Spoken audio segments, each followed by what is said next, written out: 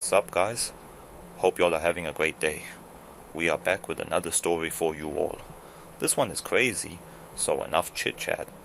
Let's get into it. Hope you all enjoy. I sided with my daughter's lying ex during her divorce because I knew the truth. When she cut me off and had my grandchild without me, I came back begging, but she left me out in the rain. I feel like people are overreacting about this whole situation, and I don't really understand why it escalated the way it did. My daughter Kayla cut me off completely after her divorce, and now apparently I'm not even part of her life anymore. I don't know if she thinks this is some kind of punishment or what, but it feels unnecessary for what actually happened. Before anyone jumps to conclusions, yes, I love my daughter. I've always loved her. That's not really the issue here. It's just Kayla has always been a certain way, and I don't think people who are hearing this secondhand understand that part. She's always been independent. Not in a bad way, just she doesn't really let people in. Even when she was younger, she didn't come to me with things the way other kids do. She handled stuff on her own, made decisions on her own, and by the time she was old enough to actually need advice, she had already decided she didn't want it.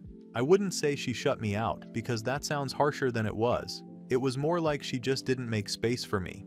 She moved out pretty quickly too, found a place, packed her things, told me a week before it happened. I remember standing in her room after she left, and it didn't feel like something had been taken from me. It just felt empty. Anyway, that's just context. I met her ex-husband Andy a few years later. I remember thinking something was off about him even then. Not dangerous, just calculated. Like he knew how to present himself depending on who he was around. I noticed it, but I didn't really feel like it was something I needed to act on. People are complicated. That's not exactly a crime. I want to be clear about something though. I didn't trust him, not fully. There was always something about him that felt deliberate, but at the same time, I didn't feel like pushing him away either. I don't really have a clean explanation for that. Maybe I thought I understood what he was doing. Maybe I didn't think it was my place to interfere. Or maybe I just didn't think it would turn into anything serious. Their marriage started falling apart slowly, then all at once. It wasn't one big event. It was arguments, distance, small things stacking on top of each other. Kayla didn't tell me much at first, and then suddenly she was telling me everything. One night she showed up at my place really late. She kept saying he was controlling everything, that she couldn't access their accounts, that things didn't make sense. I was listening, obviously. I'm not heartless. But at the same time, something about it didn't fully land. Not that I thought she was lying, just the way she was saying it. She sounded right, but she didn't sound convincing. I don't know how else to explain that without it sounding worse than I mean it. Then Andy reached out to me separately. He was calm, like he always is. Didn't deny everything. Just explained things differently. Framed things in a way that made it seem less extreme, more mutual. More like two people who weren't working, rather than one person being completely in the wrong. At some point, I was asked to write a statement for the court. I knew it would matter. I knew it would affect things, and I knew it wouldn't help Kayla. I still wrote it. I've tried to explain that decision to myself a lot since then. At the time, it felt like I was just being honest. I didn't want to lie for her just because she's my daughter. I didn't want to get dragged into something messy where I'd have to pick a side blindly. I thought I was staying neutral in a way that made sense. But if I'm being completely honest, I knew it wasn't neutral. I knew it would land in a way that favored him. The court outcome went the way it went. I'm not going to get into all the details, but it didn't go in Kayla's favor. After everything was finalized, she came to see me. She wasn't yelling at first. That's what made it worse. She just stood there, looking at me like she didn't recognize me properly, like she was trying to figure something out that wasn't adding up. She said I watched everything happen and still picked a side. I told her I didn't pick him. I told her I just didn't pick her. I didn't realize how that sounded until after I said it. She just looked at me for a second and said, "That's the same thing." There wasn't really anything to say after that. She just said I wasn't her parent anymore and left. That was it. Since then, she's cut me off completely. No calls, no messages, nothing. I've tried reaching out a few times, but I'm blocked everywhere. I don't know. I keep going back and forth on it. Am I actually in the wrong here, or is she taking this too far? Story Lounge. Opinion. Op is very vague in this post, and it's hard to gauge much with these bare details. But Op is most definitely the asshole. Nothing here justifies picking her ex-husband, who even she has said she doesn't trust. My best guess is that OP feels like her daughter left her, and in a weird way, replaced her with the ex. and did this all out of spite. Good for the daughter, for standing up and leaving all of these people. She should keep it that way. OP doesn't deserve kindness, or even a call from her daughter after betraying her like this.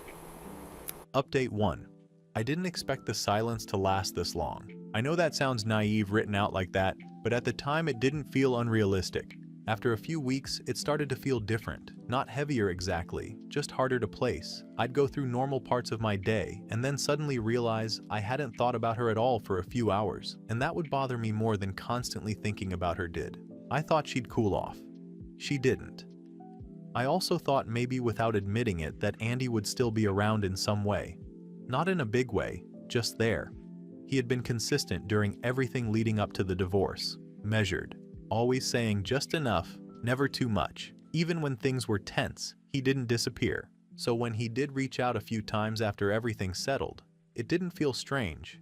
If anything, it felt like a continuation of something that hadn't really ended properly. The conversations were shorter though, less layered. He didn't linger on things the way he used to. When I brought up anything related to Kayla, he would respond, but it felt like he was stepping around it instead of into it. I remember one call in particular where there was a long pause after I said something about how everything escalated too quickly, not even blaming anyone. And instead of filling the silence like he normally would, he just let it sit there. Then he changed the subject. It was subtle, but I noticed it. After that, the contact just sort of thinned out, not a clean stop, just less frequent, less engaged, until it didn't feel like anything at all. The moment it actually clicked for me wasn't even during a conversation. I ran into him by accident. It was one of those situations where you recognize someone before you fully register why you know them. He was standing a few steps away, talking to someone. He looked the same in a way that almost felt intentional, like nothing about him had shifted, even after everything that happened. But the context had. He wasn't alone. There was a woman with him, close enough that it didn't need explaining. They were mid-conversation when he noticed me, and there was this brief flicker in his expression. Not guilt, not even discomfort exactly, just adjustment, like he was switching something off. He introduced us, casually, too casually. There wasn't any hesitation, but there also wasn't any acknowledgement of what I had been to him in all of this. Not in words, not in tone, not even in the way he looked at me. It was the same way you'd introduce someone you'd met a few times, someone peripheral. I didn't correct him. I didn't say anything at all, actually. The conversation lasted maybe a minute, if that. Polite. Surface level. Then it ended. Afterwards, I stood there longer than I needed to. Not because I wanted to talk more, but because something about it didn't line up with how I had been thinking about everything. I don't know what I expected exactly. Not loyalty, not even acknowledgement in any obvious way, but something more than that. Something that made it feel like what I did had weight outside of just the immediate situation. It didn't. And that realization didn't hit all at once. It kind of settled in slowly over the next few days, in small ways. The absence of messages that didn't come anymore. The lack of follow-up. The way nothing circled back. Because if I wasn't important to him, and I wasn't speaking to Kayla, then what exactly had I been positioning myself for? I tried not to dwell on that too directly. Either way, nothing has changed on my daughter's side.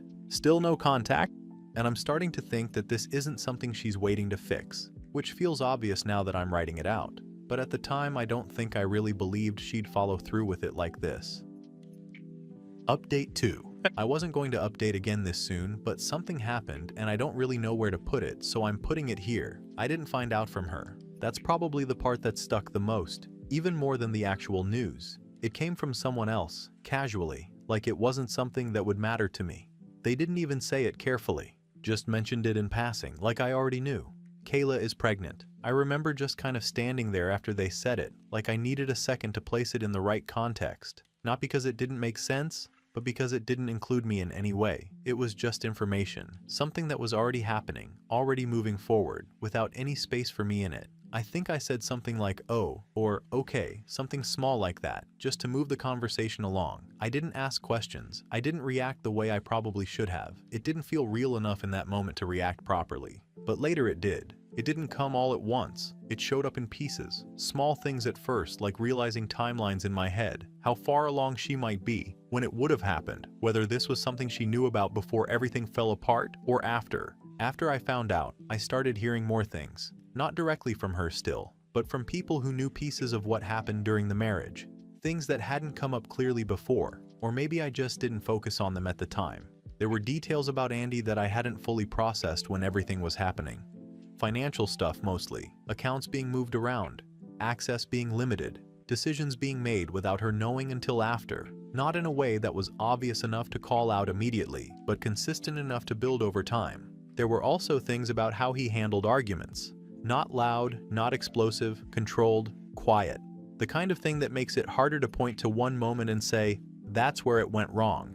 I can see how that would wear someone down. At the same time, there were things about Kayla too. Not lies exactly, but shifts. Details that didn't line up perfectly depending on when they were said. Situations that sounded slightly different when told again later. Nothing huge on its own, but enough that, if you were already unsure, it gave you something to hold on to. I keep going back to that part, because it fits with how I remember feeling at the time. That sense that something wasn't fully clear, that I wasn't getting a clean version from either side. So now I'm sitting with both things at once. He wasn't what he presented himself as, but she also wasn't completely consistent, and I don't know what I'm supposed to do with that.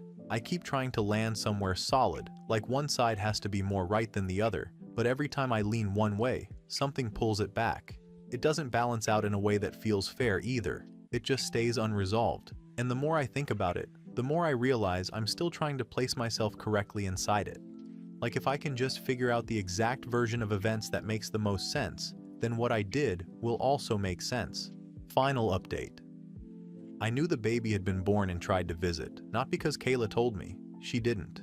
I heard it the same way I heard about the pregnancy through someone else, passed along like information I wasn't supposed to need but somehow still got. The drive there was uneventful. I expected to feel nervous or at least unsure, but it was mostly just quiet. I kept going over what I might say, but none of it really stuck.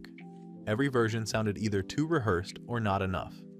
By the time I got there, it was already getting dark.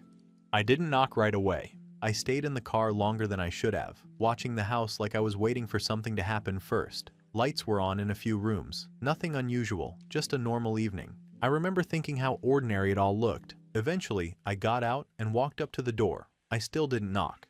I stood there, listening, like I could somehow figure out what was happening inside, without actually being part of it. At some point, I moved slightly to the side and ended up near the window. Not intentionally. I wasn't trying to look in, but I did. And that's when I saw her. Kayla was sitting on the couch, holding the baby. Just holding her. She looked focused, the way she always did when she was doing something she cared about. There was a kind of stillness to her. The baby was small. Smaller than I expected, even though that doesn't make much sense. I kept waiting for something to confirm what I thought I knew, some sign that things weren't as calm as they looked. But nothing happened. It was just her, sitting there, completely at ease in a way I hadn't seen before. At some point, it felt strange to still be standing there, so I went back to the door and knocked. It took a minute. When she opened it, she didn't look surprised. We stood there for a second without saying anything. Up close, she looked tired, but not in a way that seemed out of control. I started talking first. I don't remember exactly how I started. It wasn't clean. I know that. I tried to apologize, but it came out mixed with explanations. I kept stopping and starting over, like I was trying to find the version that sounded the most reasonable. Some of it was real, I think. Some of it probably sounded defensive. I mentioned the court. I mentioned Andy. I mentioned how things didn't feel clear at the time. How I thought I was trying to be fair. How I didn't think it would affect things the way it did. Even as I was saying it, I could hear how inconsistent it sounded. She didn't interrupt. She just listened. At one point, I said something about how I didn't mean for it to go that far, and she tilted her head slightly, like she was trying to understand what that even meant. When I stopped talking, she said very calmly, "I don't think you even know why you did it." I started to respond, but nothing came out right away. Because the thing is, I had been trying to explain it for months, to myself mostly, and every explanation felt right for a moment, until it didn't. I was trying to be fair. That didn't hold. I didn't want to lie. Also, not enough. I didn't want to get involved. That one didn't make sense at all, considering everything I actually did. I said something like, "I thought I understood what was happening." She watched me for a second, then said, "That's worse." There wasn't any anger in it. That's what stood out the most. If she had been angry, I think I would have known how to respond. but she wasn't. She sounded certain, like she had already worked through all of it on her own and didn't need anything from me to finish it. I asked if I could come in. She hesitated, just slightly, then stepped outside instead and closed the door behind her. I nodded, like I understood, even though I'm not sure I did. We stood there for a bit. I could hear faint movement inside, probably the baby, but it was distant. I told her I was sorry again. This time I tried to keep it simple, no explanations, just that. She didn't react much. Then I asked if I could meet the baby. That was the first time her expression changed, even slightly. She looked at me for a few seconds, like she was actually considering it, which, for a moment, made me think she might say yes. But then, she shook her head. I don't trust what you do when you feel justified. It wasn't harsh, just final. I didn't have anything to say to that, because I couldn't argue with it without going back into the same explanations that didn't hold up before. We stood there for a little longer, neither of us really moving the conversation forward. Eventually, she said she needed to go back inside. I nodded again. She opened the door, paused for half a second, then went in and closed it behind her. That was it. I stayed there longer than I should have. It had started raining at some point. By the time I went back to the car, I was already soaked. The drive back was quieter than the drive there. I kept going over everything that was said, trying to find a version of it that made more sense. Something clearer, something that explained why I made the choices I did in a way that actually held up. I still haven't found one. Every explanation works for a moment, and then it doesn't. I keep thinking about what she said. Not the part about trust, the other part, that I don't know why I did it. I've been trying to prove that wrong. But the more I think about it, the less certain I get. Story Lounge opinion. Seems like Op is discovering regret and guilt for the first time. No wonder her daughter was so quick to move out.